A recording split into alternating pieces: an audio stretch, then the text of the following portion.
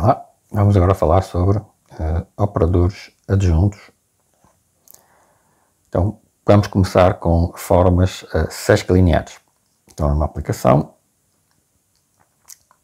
do produto direto de dois espaços vetoriais sobre o corpo K, que seja linear na segunda variável e sesquilinear ou antilinear na primeira variável, diz-se uma forma sesquilinear. Isto também é uma forma bilinear se os espaços vetoriais forem reais. Né? Então, se N1 e N2 forem normados, a forma sesquilinear B, que eu introduzi, tem uma norma que é definida deste jeito, uma forma semelhante à norma de operador linear. Né? Como corolário do teorema da representação de Rives-Fréchet, nós temos o seguinte: se B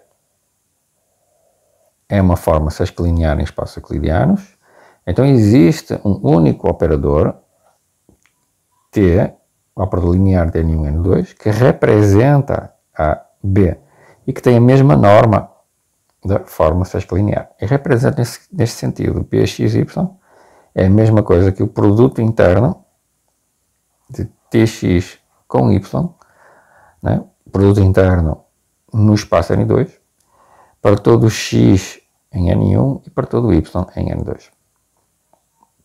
Então eu vou escrever uma aplicação linear, uma aplicação bilinear ou sesquilinear de um produto N1 e N2 no seu corpo. Eu vou escrevê-la como um produto interno entre Tx e Y, né, para alguma aplicação linear de N1 e N2 T, que vai representar esta forma sesquilinear. E de fato é única, né? Esta operadora é único. Como é que nós obtemos este operador? Nós aplicamos o teorema de representação de Rives-Fréchet passo a passo. Então, para x fixado em N1, consideremos esta aplicação. Nós vamos fixar o x, fazemos a aplicação L de x, que a cada y associa B de xy. Ok? E o y em N2. Então isto é uma aplicação linear, e pelo teorema de representação de raiz, existe um único y barra em N2, de tal forma que o Lx em y é nada mais do que y barra vezes y em N2, para todo o y em N2. Okay? Então, para cada x, eu encontro um certo y barra, e de fato único. Definimos assim uma aplicação N1 e N2. Para cada x em N1, eu associo o y barra que eu obtive atrás, de maneira que o Bxy seja igual a Tx vezes y em N2. Qualquer que seja o par x, y em N1 e N2, no produto interno, produto direto N1 e N2. Ok? Então esta aplicação T de N1 e N2 é linear, porque se o y está em N2 e o x e o x' está em N1 e o alfa está em K, né? Então nós temos automaticamente que o produto interno de T alfa x mais x' com y, isto é nada mais do que, por construção do T, tem que ser o L de alfa x mais x' vezes y. Mas por construção, isto é exatamente o B aplicado no par AX mais x', vírgula, y. Mas como o B é sesquilinear, então isto é igual a alfa barra Bxy mais Bx'y. E isto, por construção da própria aplicação T, é exatamente alfa barra produto interno de Tx com y, mais o produto interno de Tx' com y. Mas pela sesquilinearidade do produto interno, isto é igual a alfa Tx produto com y, mais Tx' produto com y, e novamente pela sesquilinearidade, isto é igual ao produto interno de alfa Tx mais Tx' com y. Como isto vale para todo y em N2, concluímos então que o T de alfa x mais x' coincide com o alfa Tx mais Tx'. uma vez que o y é qualquer. Então eu tenho a mesma aplicação linear dos dois lados. Né? Tem que ter o mesmo vetor dos dois lados, de facto. Né? Eu tenho isto igual a isto, qualquer que seja o y. Então o primeiro vetor tem que ser igual. Ok? Então provamos a linearidade da aplicação T.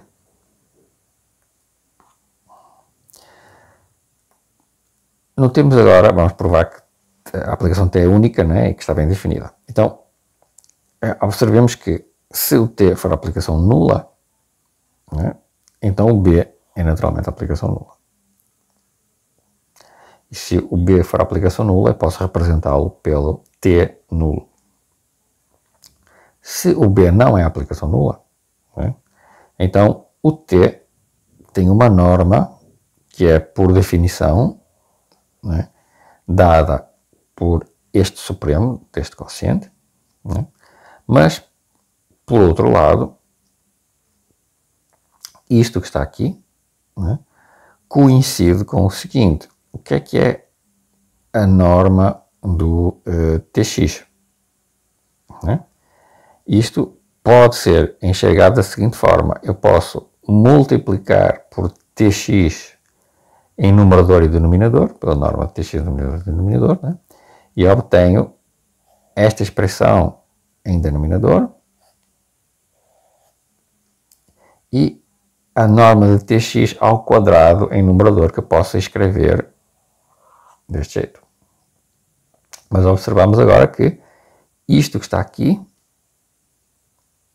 este sup, é um caso particular do sup que define a norma de B.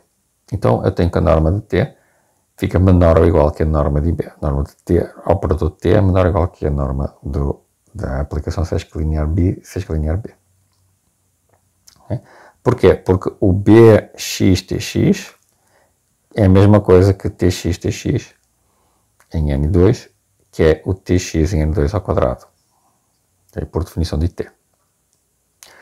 Então, por outro lado, o B coincide, a norma de B é igual a isto aqui. Né?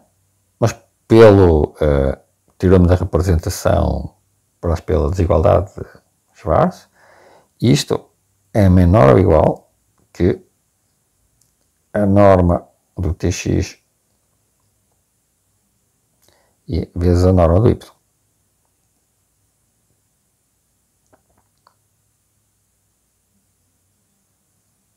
E aqui temos a norma de x e a norma de y. Cancelamos isto aqui e obtemos essencialmente a norma do t.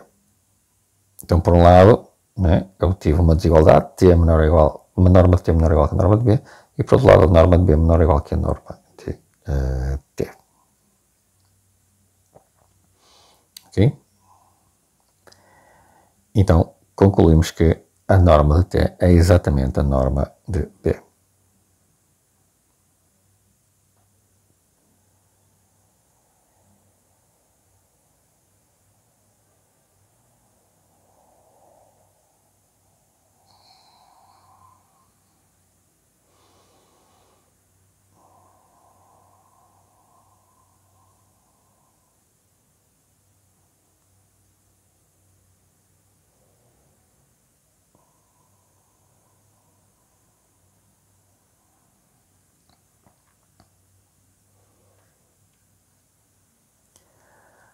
Falta pensarmos na unicidade de t. Então, a unicidade de t segue de que tx y em n2 é igual a sxy em n2, né, para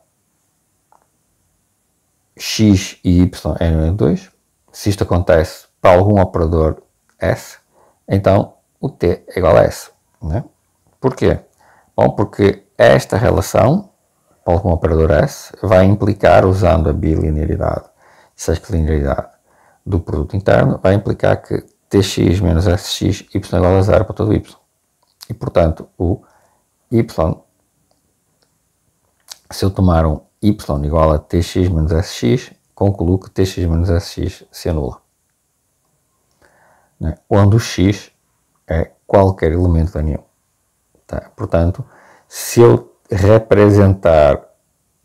tentar representar a forma bilinear com outro operador S, né, eu concluo que o S tem que ser igual ao T. Então tem unicidade. Okay? Provamos o corolário.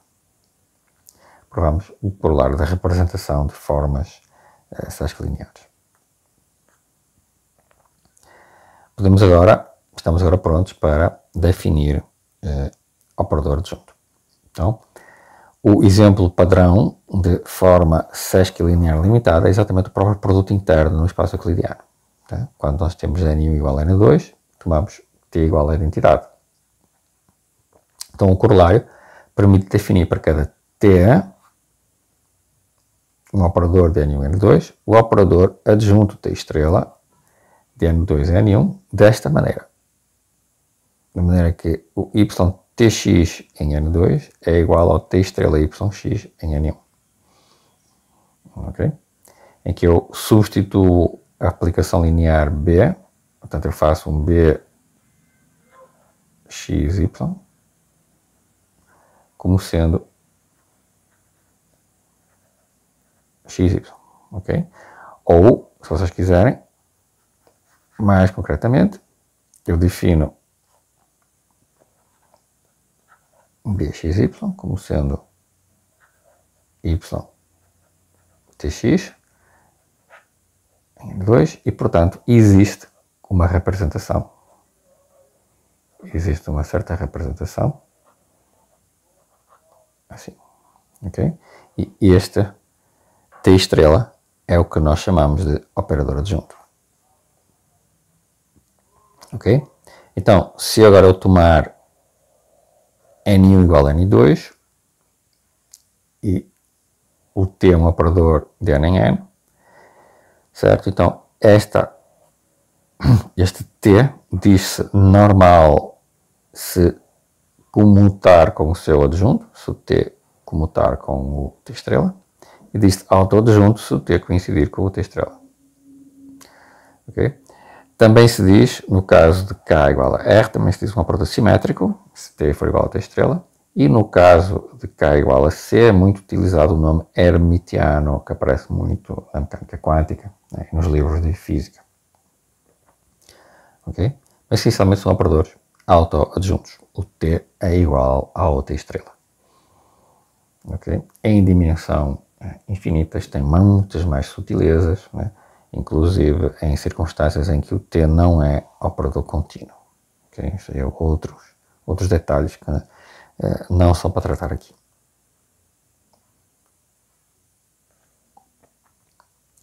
Uma coisa que nós podemos já ver é que em Kn, ou seja, em Rn ou em Cn, todo operador linear, todo operador é representado por uma certa matriz em relação à base ortonormal. É tal que o seu operador adjunto, T estrela, é representado pelo complexo conjugado da transposta da matriz. Ou seja, a matriz do T estrela é o conjugado da transposta da matriz de T. Ok? Isso é fácil de ver porque se o T for dado para uma matriz A e J e o T estrela for dado para uma matriz B e J, né? Então isso significa que o A e J vai ser dado pelo produto interno de UI com T de UJ, podemos enxergar deste jeito, né? E podem verificar, podemos interpretar a matriz numa prova linear deste jeito, okay? Quando nós estamos num espaço euclidiano, e portanto B e J, que vai ser UJ com o BJI, que vai ser UJ com T estrela de UI, com a imagem T estrela UI. Isto é a mesma coisa que T UJ UI, por causa da definição de operador adjunto, e portanto isto é a mesma coisa que UI com T UJ conjugado, né? pela simetria conjugada do produto interno. E isto coincide com o conjugado do A e J. Okay? Isto vale para todos os Is e Js. Isto mostra esta relação. Então nós sabemos que em coordenadas da base canónica, de uma certa base canónica, um operador adjunto tem uma representação que é dada pela transposta conjugada da matriz do operador original. Adicionalmente, nós podemos verificar que a matriz do adjunto em relação a uma certa base ortonormal, a sua base canónica, por exemplo, satisfaz as seguintes propriedades. A adjunta da identidade é a própria identidade, ou seja, em matriz a transposta de identidade a identidade. A adjunta da soma é a soma das adjuntas, e portanto vale o correspondente das respectivas matrizes. A adjunta de lambda t, a adjunta do produto de t por um escalar, é o produto do escalar conjugado vezes o adjunto. Isto vai corresponder a uma propriedade correspondente na adjunta.